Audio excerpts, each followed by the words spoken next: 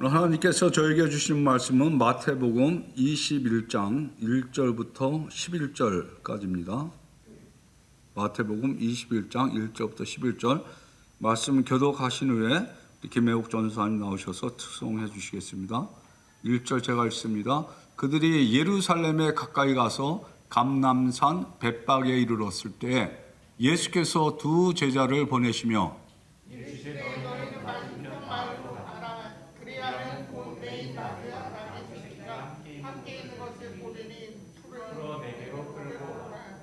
만일 누가 무슨 말을 하거든 주가 쓰시겠다 하라. 그리하면 즉시 보내리라 하시니 이는 선지자를 통하여 하신 말씀을 이루려 하심이라 이르시되 시온 딸에게 이르기를 네 왕이 네게 임하나니 그는 겸손하여 낙이 곧 멍에매는 짐승의 새끼를 탓도다 하라 하였느니라. 제자들이 가서 예수께서 명하시니라. 나귀와 나귀 새끼를 끌고 와서 자기들의 겉옷을 그 위에 얹음에 예수께서 그 위에 타시니 무리의 대다수는 그들의 겉옷을 길에 펴고 다른 이들은 나뭇가지를 베어 길에 펴고 앞에서 가고 뒤에서 따르는 무리가 소리 높여 이르되 호산나 다윗의 자손이여 찬송하리로다. 주의 이름으로 오시는 이여 가장 높은 곳에서 호산나 하더라. 예수께서 예루살렘에 들어가시니 온 성이 소동하여 이르되 이는 누구냐. 다 같이 읽겠습니다. 무리가 이르되 갈릴리 나사렛에서 나온 선지자 예수라 하니라. 아멘. 하나님 감사합니다. 귀한 찬양 우리를 구원하러 오신 예수님 기쁘게 받으신 줄 믿습니다. 주의 말씀 보기 원합니다. 성령님 우리의 마음을 열어주시고 또 마음을 열어주시고 눈을 열어주시옵소서. 말씀 전한 자의 입술을 주장하시고 생각을 주장하셔서 온전히 주의 말씀만 전하는 제가 될 수 있도록 도와주시옵소서. 감사드리옵고 예수님의 이름으로 기도합나이다. 아멘. 자, 오늘 제목이 왕의 입성. 왕의 입성.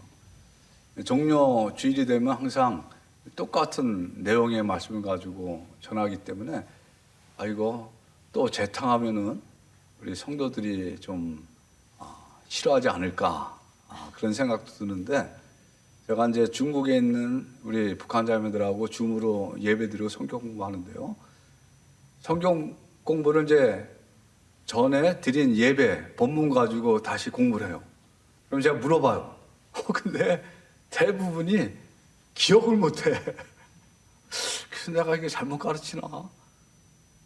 두 번, 세 번. 근데 자기들이 충격을 너무 많이 받아가지고 기억을 못한대. 나이가 50대, 60대 그런 사람들이라.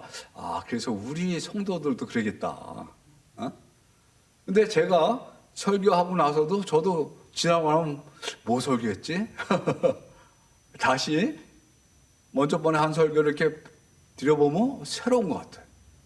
근데 또 새롭게 준비할 때마다 새로운 것을 제가 또 배우게 돼요. 깨닫게 되고.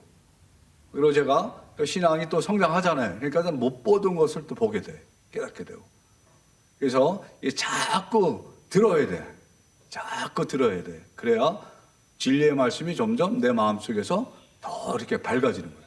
하나님을 더 깊이 만나게 되고 예수님을 더 깊이 만나게 되는 그런 역사가 있습니다.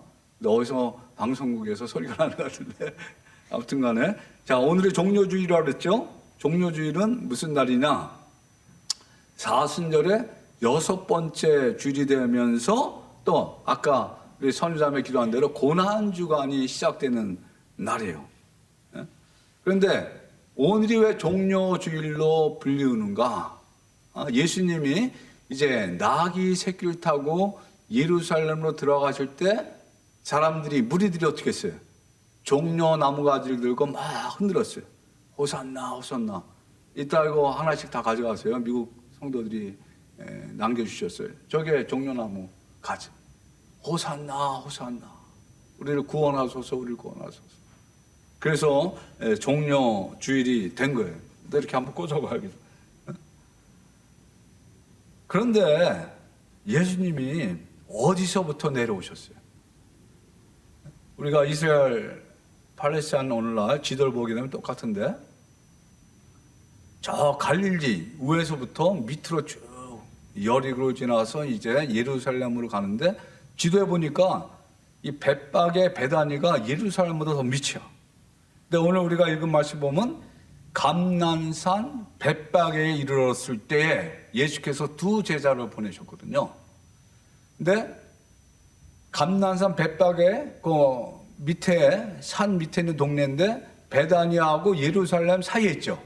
근데 베다니에서 예루살렘까지는 한 2.7km가 된다는 거예요. 베다니 하면 누가 생각나요?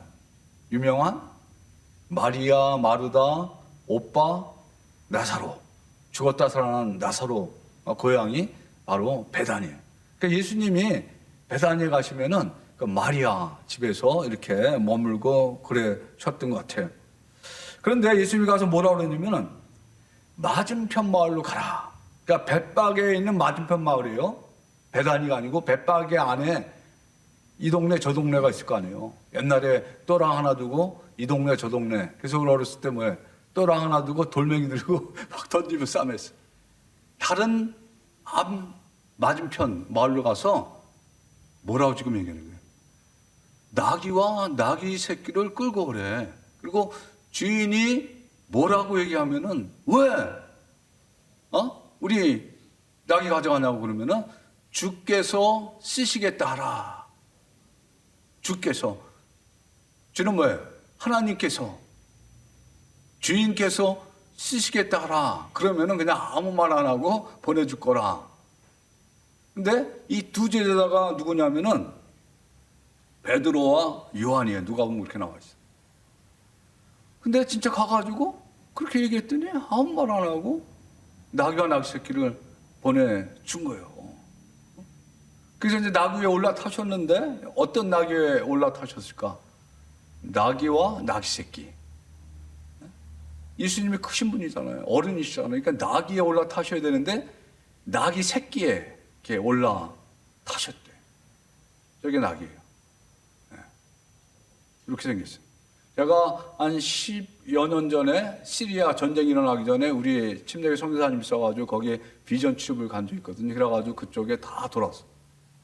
근데 나귀가 아주 이런 그 평평한 지대가 아니고 거기는 이렇게 야산처럼 돌 뭐 이런 게 많거든요. 그런데 잘 뛰어다니는데 애들이 저 나귀 새끼를 타고 막 송아지 타고 다니는 것처럼 그게 막 다니더라고. 그러니까 말은 평평한 데서 잘 뛸 수 있지만은 저는 산이나 우퉁무퉁한 데는 잘 못 다니는데 나귀는 잘 다녀. 짐 싣고 사람 태우고. 근데 예수님이 나귀 새끼를 타고 지금 예루살렘에 들어가신다는 거예요.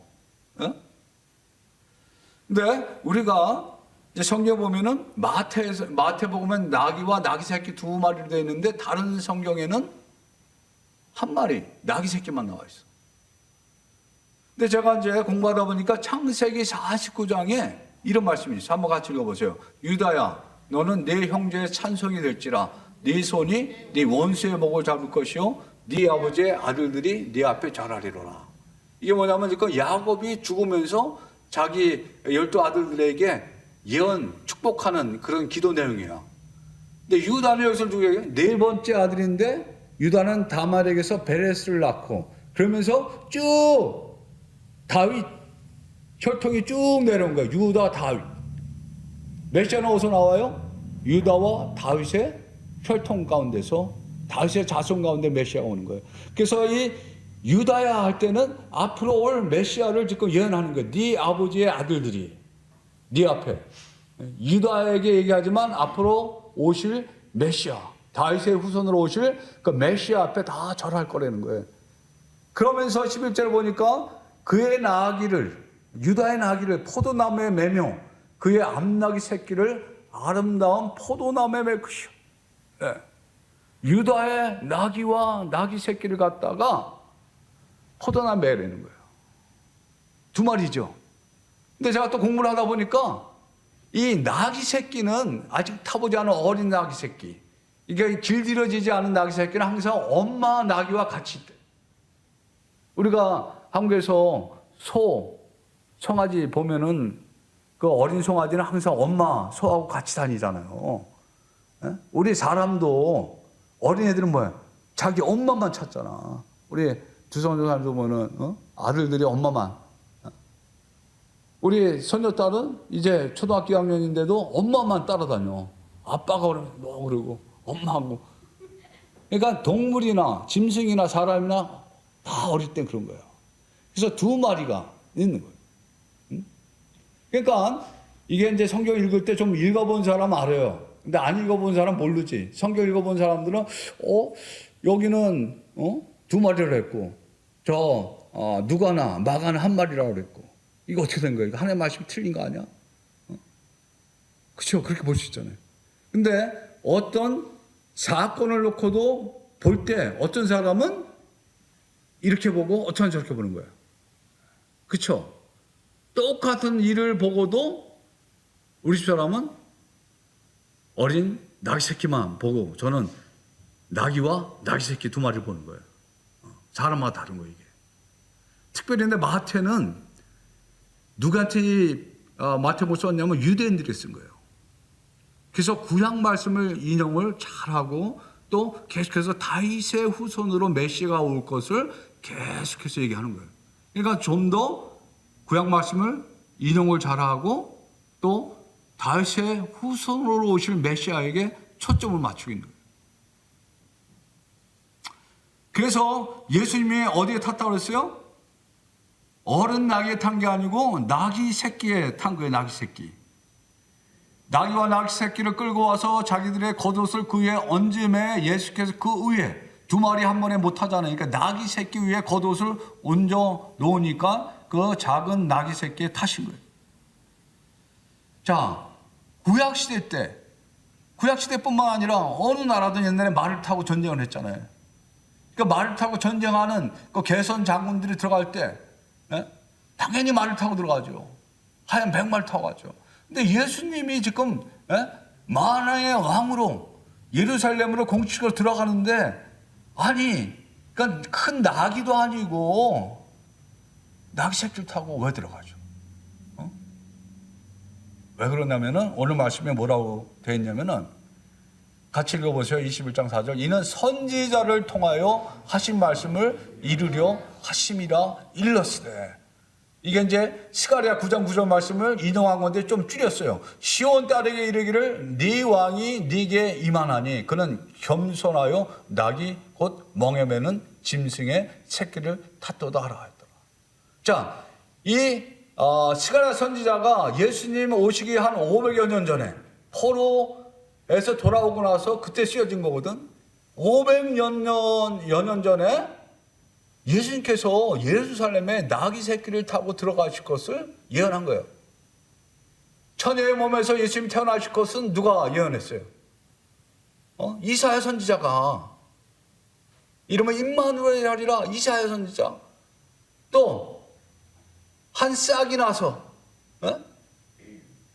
그 싹이 앞으로 오신 메시아다. 그 이사야 11장 1절에 이새 줄기 그루터기에서 그 이사야가 가장 많은 예수님의 그 예언을 했는데 이 스가랴도 그런 거예요. 이사야 다음에 이렇게 예언의 말씀이 많대. 그러니까 짐승의 새끼를 탔대. 나귀 새끼를 탔다는 거예요. 그래서 예수님께서 왜 나귀 새끼를 탔어요? 구약의 예언의 말씀을 성취하신 것을 보여주기 위해서. 그러니까 이 구약의 말씀을 알고 있었던 유대 백성들, 이스라엘 백성들이 어떻게 했어요? 한호한 거예요. 한호. 여기 보면 그들의 겉옷을 길에 펴고 다른 이들 나뭇가지를 베어서 길에 펴고 앞에서 하고 뒤에서 가고 할렐루야. 오늘 말로 얘기하면 호산나 다윗의 자손이여 찬송하리로다. 주의 이름으로 오시는 이여 가장 높은 곳에서 호산나더라. 자, 여러분 한번 생각을 해보세요. 만약에 예수님께서 아니면 다른 어떤 사람이 나귀 새끼를 타고 예루살렘 들어오는데, 제가 옛날에 어떤 그림을 봤는데요, 예수님이 엉거주춤해가지고 나귀 새끼 탄 모습의 그림이 있어요. 왜? 어린 나귀 새끼가 작잖아. 예수님이 한 180은 됐을 거야 아마. 다리가 끼니까 이 다리가 안 올라가. 그리고 어떻게 해? 이게 우리 어린 애기 자전거 타는 것처럼 어른이 그런 식으로 엉거주춤하고 가는 거예요. 그 모습을 보면 얼마나 이게 우스꽝스러워요. 근데 사람들 웃지 않고 뭐라 그래요? 할렐루야, 호산나, 다윗의 자손이요, 막 그러는 거야. 아까 호산나가 뭐라 그랬어요? 우리를 구원하소서, 다윗의 자손이요. 왜 다윗의 자손이라 그랬어요? 왜 다윗의 자손을 통해서 메시아, 구세주, 구원자 예수 그리스도께서 오실 것을 구약 말씀에 이사야, 스가랴, 또 다른 말씀에 시편에 계속해서 예언을 했기 때문에 이 말씀을 아는 사람들은 야, 저분이 진짜 메시아다. 왜? 어린 나귀 새끼를 타고 오니까. 그러니까 우리를 구원해달라고 막 그러는 거예요. 어디로부터 구원해달라는 거예요 지금 이 이스라엘 백성들이. 이 당시에는 지금 로마의 식민지 하에 있었어. 이스라엘 백성들은 계속해서 북왕국 이스라엘은 아시리아에 의해서 722년에 주전에 멸망당했고, 그 다음에 남왕 유다는 주전 몇 년이에요? 586년 바벨론에 멸망당했잖아요. 그리고 포로 잡혀갔잖아.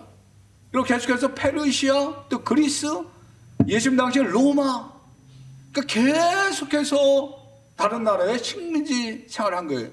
우리 조선도 36년 동안 식민지 생활해서 알잖아요. 우리가 안 살아봤지만 얼마나 힘들어요. 다 약탈당하고.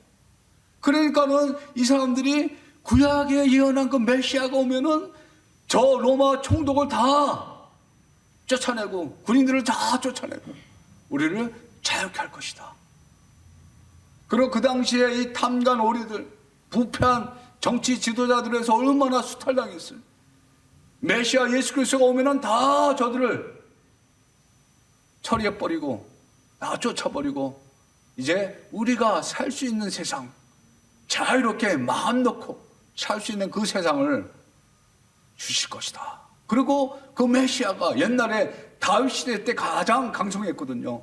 다시 이 이스라엘이 강성해져서 다른 나라들을 다 점령하고 로마처럼 이제 역전이 될 것이다. 그렇게 기대하고 예수님 메시아를 환호하는 거예요. 그런데 예수님이 어떻게 하셨어요? 그렇게 하셨어요? 네? 반대로 로마 병정들에게 찔림을 당하고 채찍에 맞고 십자가에 나중에는 가가지고 아무 말도 못하시고 너무나 힘없이 죽으셨잖아. 그러니까 이 이스라엘 백성들은 지금 어떤 메시아를 기다렸어요? 정치적인 메시아. 우리의 현실의 문제를 해결해 줄 그런 이 세속의 메시아. 경제적인 메시아. 우리를 배불리 먹여줄 그런 경제적인 메시아. 그런 구세주를 기다린 거예요. 그런데 예수님은 그렇게 하지 않으셨어. 예수님 뭐예요? 우리 인간의 소원을 이루어 드리려고 오신 분이 아니고 하나님의 소원을 이루어 두시려고 오신 분이야. 우리 모든 인간은 죄인이라 했어요. 그렇죠? 죄 싹서 몰아서 사망을 했어요. 하나님 상 그래서 예수 우리 주 안에 영생. 죄 싹은 사망이라 우리는 다 죽을 수밖에 없는. 육체는 다 죽어요. 예? 금요일날 토요일날 저하고 트리니티 공부 같이 하던 게 아니고 하나님의 소원을 이루어 두시려고 오신 분이야. 우리 모든 인간은 죄인이라 했어요. 그렇죠? 죄 싹서 몰아서 사망을 했어요. 하나님 상 그래서 예수 우리 주 안에 영생. 죄 싹은 사망이라 우리는 다 죽을 수밖에 없는. 육체는 다 죽어요. 예? 금요일날 토요일날 저하고 트리니티 공부 같이 하던 게 아니고 하나. 근데 가시더라고. 근데 그 영혼은 어디 있어요? 하늘나라. 그 손자, 손녀 8명이 쭉 나와가지고 할아버지 사진을 이렇게 다 해가지고 우리 할아버지는 하나님을 사랑했습니다. My grandpa loves God and Jesus Christ. 한국말 영어, 한국말 영어. 우리 할아버지는 전도를 열심히 하셨습니다. 뭐 이런 식으로 계속. 그 자녀들이 다 믿음의 가족이 된 거다. 얼마나 그게 아름다운지. 그러면서 그 딸이 나와가지고 딸도 전도사인데 여기서 술 파는 거 아니라고 인사할 때 우리 열심히 주루에 살다가 천국에서 만납시다. 이렇게 인사하려는 거예요. 우리 육신이 죽는 것을 알잖아요. 영혼은 눈에 보여요, 안 보여요? 영혼은 눈에 안 보이니까 죽는지 안 죽는지 몰라. 우리 육신은 죽으면 뭐예요? 영혼이 우리 몸에서 떠나는 거예요.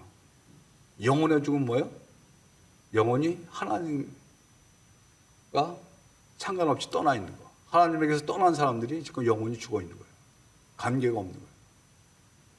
그런 사람들은 어디로 가? 네. 그래서 우리 죄 문제를 해결해 주시기 위해서 예수님께 오신 거예요. 죄송합니다. 저보다 연세 드신 분들이 많이 있는데 제가 나이를 먹으면 먹을수록 또 목회를 하면 할수록 정말 우리 인간은 진짜 할 수 없는 죄이다. 나이가 먹으면 또 신앙생활을 더 오래 하면 이 욕심이 더 없어져야 되잖아. 내 중심적이 되면 안 되잖아. 근데 나이가 먹으면 먹을수록 또 그게 안 바뀌더라고. 근데 그거를 아는 게 은혜야. 내가 정말 죄인이구나. 우리 하나님의 말씀을 통해서, 성령을 통해서 내가 정말 죄인인 것을 절감하고 나의 죄 문제를 해결해 주실 분은 예수님밖에 없다, 하나님밖에 없다. 그런 사람들이 하나님께 나오려고 계속해서 몸부림치는 거예요. 말씀대로 살려고. 예수님은 이 세상에 사람들의 현세적인 필요를 분명히 채워줘요. 병든 자들을 고쳐주세요. 어느 때는 물질이 필요한 자들 물질을 주세요. 어떤 문제가 있을 때 해결해 주세요. 근데 거기서 끝나는 게 아니고 그걸 통해서 우리 영혼의 문제를 해결해 줄 수 있는 그분, 그 메시아 구세주로 믿게 돼. 이게 신앙생활 하는 거예요. 그리고 그 예수님처럼 우리도 이 땅에서 예수님 본마다 사는 거. 그것이 바로 신앙생활이에요. 예수님께서 십자가 죽으심으로 말미암아 제 권세로부터 우리를 자유케 하셨어요. 예수님 십자가 죽으심으로 말미암아 사망의 권세로부터, 사탄의 권세로부터 우리를 자유케 하시고 구원하여 주셨어요. 할렐루야. 이게 하나님의 은혜예요. 왜 하나님이 예수님께서, 왕이신 예수님께서 백마를 타지 않으시고 어린 나귀 새끼를 타고 예루살렘에 들어가셨어요. 우리를 죄에서 구원하시기 위해서. 이게 스가랴 9장 9절 말씀이에요. 아까 마태복음 이거 줄인 거예요. 여기 보세요. 뭐라고 했어요? 보라, 네 왕이 네게 임하시나니 그는 공의로우시며 구원을 베푸시며 겸손하여서 나귀를 타시라니 나귀의 작은 것 곧 나귀 새끼니라. 겸손하여서. 이 겸손하다고 하는 것은 그냥 우리가 이렇게 겸손한 그게 아니고 완전히 바닥에 비천한 모습으로 떨어진 상태를 얘기하는 거예요. 이 겸손은 그래서 빌립보서 2장에 보면 이런 말씀이 있어요. 그는 근본 하나님의 본체시나. 이게 그는 누구예요? 예수님은 하나님과 동등됨을 취할 것으로 여기지 아니하시고 오히려 자기를 비워 종의 형체를 가지사 그랬어요. 종의 형체를 가지사. 예수님이 누구예요? 하나님 본체시래요 원래. 근데 그 하나님이 갖고 있는 모든 영광 이런 것들을 다 버리고 우리와 똑같이 인간의 모습으로 내려오신 거예요. 사람의 모양으로 나타나서 자기를 낮추시고 죽기까지 복종하셨으니 곧 십자가 죽으십니다. 이 자기 하나님이신 예수님께서 인간의 몸으로 내려오신 거, 낮추어지신 거, 이게 겸손. 그래서 5절에 너희 안에 이 마음을 품으라. 곧 그리스도 예수의 마음이니 그는 근본 하나님의 본체시나. 이게 이렇게 되는 거예요. 근데 우리 인간은 이 근본 하나님의 본체 되신 예수님의 겸손을 우리는 우리의 힘으로 배울 수가 없어요. 이거는 안 돼. 성령의 능력으로만 되는 거예요. 내가 좀 나보다 못한 사람에게 내가 겸손해 보려고 이렇게 해도 잘 안 되더라고. 진짜. 내가 선유한테 좀 겸손해 보려고 이렇게 해봐도 어때? 그 잘 안 돼. 막 뭐라 그러게 되고. 우리는 그냥 본능적으로 이 사람이 나보다 좀 센 사람이야. 이 사람이 나보다 좀 못한 사람이야. 딱 판단해요. 그리고 나보다 좀 센 거 같고 돈 있는 거 같고 뭐 잘난 거 같은 뭐예요. 나도 모르는 사이에 이렇게 쓰고져. 좀 죽어. 근데 나보다 이렇게 볼 때 좀 모자른 것 같고 그러면 내가 언제 나도 모르게 높아져. 저만 그런가요? 여러분도 안 그래요? 그게 인간이야. 그게 죄야. 그래서 끊임없이 비교하잖아요. 내가 좀 남 같으면 교만해지고, 내가 좀 못한 것 같으면 어때? 좀 열등감 갖게 돼. 그러니까 예수 그리스도 안에서 온전히 내가 죽고 다시 살 때만이 정말 남을 나보다 낫게 여길 수 있는 마음이 생기는 거예요. 예수님께서 우리를 죄에서 구원하시기 위해서 어린 나귀 새끼를 타고 오셨어요. 예수님께서 또 겸손한 모습으로 오신 목적이 뭐냐면 우리에게 그 겸손의 본을 보여주시기 위해서 그렇게 하신 거예요. 우리가 성경 계속 읽다 보면요, 마태복음에서만 봐도 바로 전에 무슨 일이 벌어졌어요. 20장에 보면요, 여기 이 치맛바람 세베대의 아들의 어머니, 이게 살로메예요. 야고보 요한의 어머니가 예수님께 나와서 뭐라 그러는지 알아요? 하나님 나라에 임하거든 우리 아들 둘을 하나는 우편에, 하나는 좌편에 위정자정하게 해달라는 거예요. 높은 자리에. 그러면 예수님이 예루살렘에 들어가면 왕이 될 걸로 지금 믿고 따라가는 거잖아요. 그러니까 제자들이 그 말을 듣고 화를 냈다고 그랬어요. 왜 화를 냈을까? 아니, 저 자리는 내가 가서 앉아야 될 자리인데, 특별히 베드로가 열이 많이 났을 거야. 내가 그래도 수제자인데 내가 가서 앉아야지 먼저. 근데 예수님이 뭐라 그랬어요? 너희 중에 그렇지 않아야 하나니 너희 중에 누구든지 크고자 하는 자는 너희를 섬기는 자가 되고 너희 중에 누구든지 으뜸이 되고자 하는 자는 너희의 종이 되어야 하리라. 근데 이 앞에 무슨 얘기를 했냐면은 이방인의 집권자들이니까 이 세상의 왕들이 그들을 백성들 마음대로 자기를 주관하고 다스리고 권세를 부리는 것을 너희들이 알고 있지만 너네가 그런 권세를 부리기 원해서 내 우편에 좌편에 앉기를 원하지만 하나님 나라는 그렇지 않다는 거죠. 반대라는 거예요. 높아지고자 하느냐? 낮아져라. 그러면서 예수님이 뭐라 하세요? 인자가 온 것은 섬김을 받으려 함이 아니라 도리어 섬기려 하고 자기 목숨을 많은 사람의 대속물로 주려 합니다. 대속물로 뭐 대신 죽으려고 왔다는 거예요. 근데 이 앞에도 18장에도 보면은 제자들이 나와가지고 천국에서 누가 크냐고 또 예수님께 물어. 이때도 뭐죠? 예루살렘으로 들어갈 때예요. 그 예수님이 참 기가 막히죠. 3년 반 동안 계속 가르쳤는데도 몰라. 그때 예수님이 뭐라고 말씀하세요? 어린아이 하나 불러가다 놓고 실물교육을 시키는 거예요. 이르시되 진실로 이르노니 너희가 돌이켜 어린아이들과 같이 되지 않으면 결탄코 천국에 들어가지 못하라. 이 당시 어린아이는 참 사람 취급도 못 받았어요. 그냥 낮은 자로. 그러면 누구든지 이 어린아이와 같이 자기를 낮추는 사람이 천국에서 큰 자니라.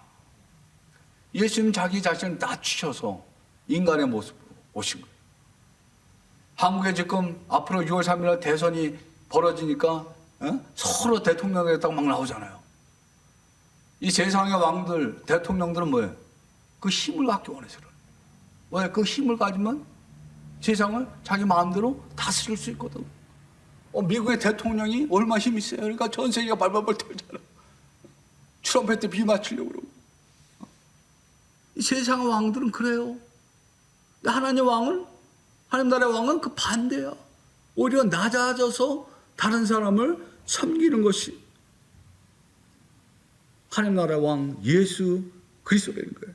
그러니까 하나님이 어떻게 하셨어요? 높이셔서. 같이 한번 읽어봅시다. 시작. 이러므로 하나님이 그를 지극히 높여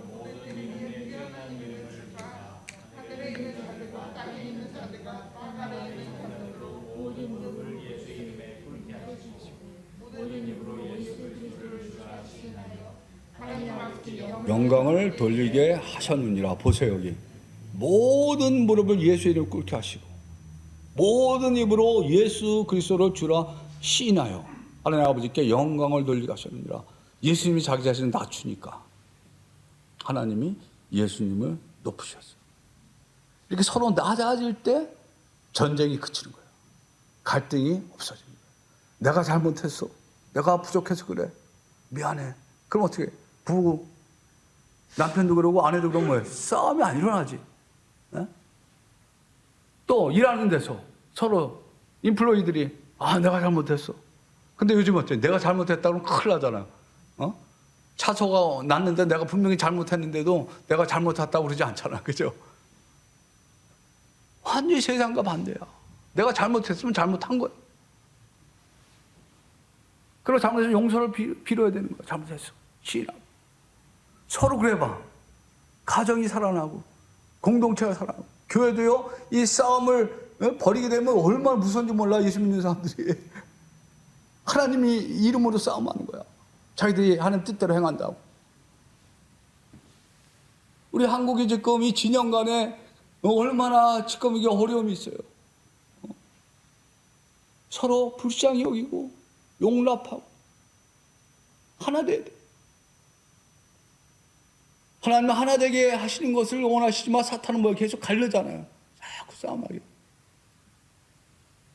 예수는 평화의 왕으로 오셨어요. 나귀는 평화를 상징. 왜 예수님께서 하얀 백마를 타지 아니하시고 어린 나귀 새끼를 타고 오셨어요? 평화의 왕으로 오신 예수님이기 때문에. 우리가 잘 아는 대로 사사기 시대 때 이스라엘 백성들이 우리도 다른 나라 왕들처럼 왕을 달라고 그랬다고. 왕이 없으니까. 왜? 계속 당하니까. 다른 나라들은 강력한 왕이 있어가지고 자기들은 막 쳐부수는데. 하나님 그래서 내가 너희의 왕이다. 왜 왕을 달라고 그러냐? 근데 아니라는 거야. 사무엘 선지자가 그렇게 얘기하니까 할 수 없이 하나님 그래. 줘라. 첫 번째 왕이 누가 됐어요? 사울이 됐잖아. 두 번째 누가? 다윗. 우리의 왕이 누구예요? 하나님, 예수님. 이 세상의 왕이 아니라고. 세상의 대통령이 우리 왕이 아니라고. 하나님이, 예수님이 우리의 왕이야. 예수님은 로마 정권을 뒤엎고 세상을 호령할 세상의 왕으로 오시지 않았어요.